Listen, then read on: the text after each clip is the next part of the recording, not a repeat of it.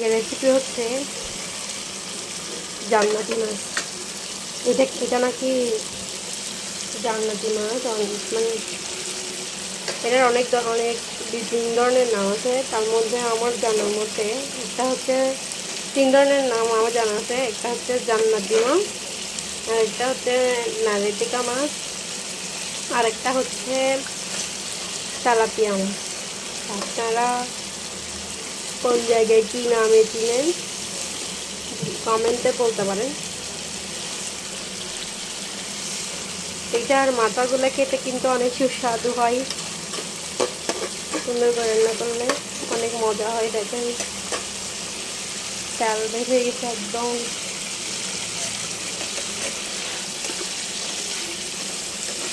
এখন ভালো করে কষাই নিয়ে হালকা হালকা জল দিব, তারপর রান্না হয়ে যাবে।